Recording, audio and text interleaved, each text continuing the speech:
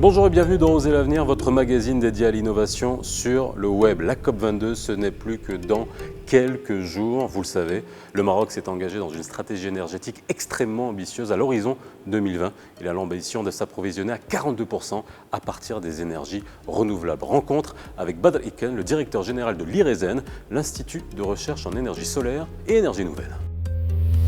Badr Iken, merci de nous recevoir ici. Je n'ai pas dit à nos téléspectateurs ce qu'ils sont en train de voir. Où est-ce que nous sommes? Nous sommes au Green Energy Park à Ben Guerir. Alors je ne vous cache pas que moi à Ben Guerir, à part manger choix, quand j'allais à Marrakech, quand j'étais gamin, avec tout le respect que j'ai pour les habitants de Ben Guerir, là quand on arrive ici, c'est quand même impressionnant de voir ce site qui est le Green Energy Park avec des panneaux photovoltaïques de partout, des voitures électriques qui sont en train de charger. Où est-ce qu'on est? Oui, là ça confirme qu'il ne faut jamais se fier aux apparences. Il faut toujours aller creuser plus loin. Et puis merci de nous rendre visite pour justement donner aussi aux internautes la possibilité de découvrir ce site. Eh bien nous nous trouvons au niveau de la ville verte de Ben Guerir. C'est un projet qui est porté par le groupe OCP. Il y a une formidable université qui est en train de voir le jour et il y a aussi cette plateforme de recherche. Donc, l'Institut dont je suis en charge, l'Institut de recherche en énergie solaire et énergie nouvelle, voulait aussi comme mission de développer une infrastructure de recherche qui, elle, va permettre de passer de la recherche appliquée à l'innovation dans le domaine des énergies renouvelables et ici, plus spécifiquement pour les énergies solaires. Et donc, c'est ça le Green Energy Park. Donc, le Green Energy Park, c'est une plateforme de recherche qui s'étale sur 8 hectares.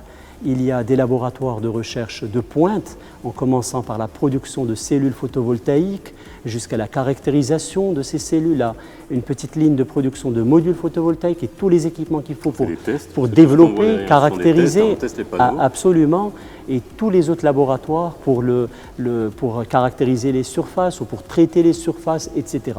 Mais comment on innove à la marocaine sur des technologies qui existent déjà, qui bien sûr sont améliorées?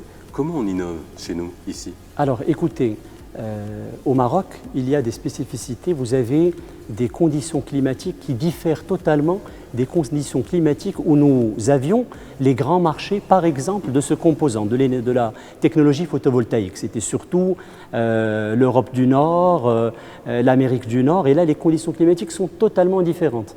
Vous avez à l'extérieur, surtout dans les zones arides, semi-arides, sahariennes, vous avez désertiques, vous avez beaucoup de poussière.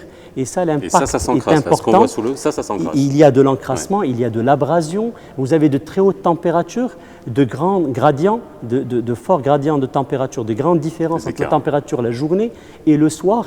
Et ça impacte la durée de vie de ces produits, de ces modules, de ces cellules. Et là, c'est important de les tester et puis de les adapter. Donc, à travers l'optimisation, vous pouvez sortir des produits qui vont servir au marché de demain. Ce sont les marchés de la région MENA, de l'Afrique. Et en plus de cela, il faut aussi développer des systèmes adaptés.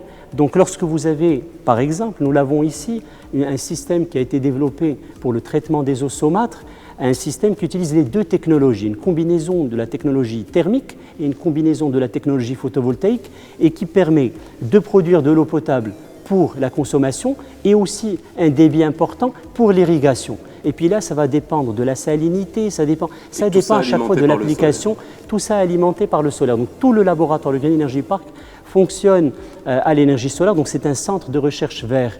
Et à l'extérieur, il y a aussi les plateformes où on teste dans des conditions réelles les composants solaires pour l'énergie photovoltaïque, pour le thermique, basse température et à concentration. Et il y a aussi de très grands projets pilotes avec de grands partenaires au niveau international.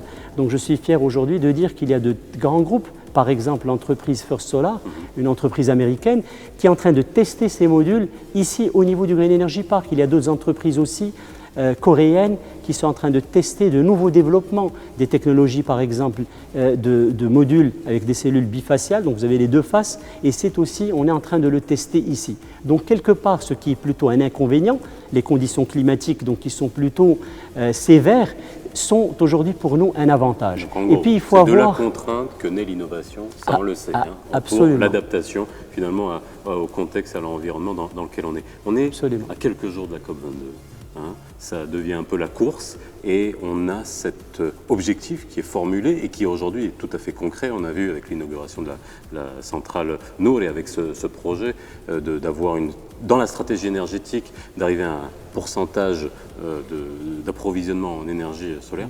C'est l'expression de ça, ici, concrète, de à quoi on veut arriver dans le futur et au-delà de 2020. Absolument. Ben écoutez, ici, vous avez l'expression de comment on pourra arriver à cet objectif. Pour arriver à cet objectif, il faut que le Maroc puisse devenir un développeur technologique d'énergie propre et d'énergie verte. Et c'est ce que nous sommes en train de réaliser. Donc cela ne suffit plus de dire, voilà, nous allons seulement consommer de l'énergie verte, mais ce volet renforcement des capacités, transfert technologique, il y a ici plusieurs grands centres de recherche qui coopèrent avec nous. Donc en partenariat, on développe des choses ensemble et ce volet est très important parce que nous l'avons vu, pour arriver à baisser et à empêcher le réchauffement climatique, arriver aux objectifs de l'accord de Paris. Eh bien, cela ne suffit pas de dire dans 20 ans, dans 30 ans, dans 40 ans, nous allons mettre en œuvre. Il faut commencer le plus vite possible. Alors, il faut mobiliser tout le monde et il faut que tout le monde, que ce soit au niveau du Maroc, nos chercheurs, nos entreprises, et puis aussi nos amis africains, qu'on puisse ensemble, l'Afrique subsaharienne, qu'on puisse travailler main dans la main pour qu'on puisse aussi rapidement répondre aux besoins et puis d'atténuer en utilisant des technologies propres. Donc ici, on est dans un centre qu'on développe les technologies propres. Voilà, et ça nous fait oser l'avenir, non seulement pour le Maroc, mais aussi pour l'Afrique. Merci de nous avoir reçus ici au sein du Green Energy Park. Retrouvez-nous sur Atlantique, à la radio, tous les jours, 8h28, midi 28, 18h28, et à la semaine prochaine dans Oser l'avenir sur le web.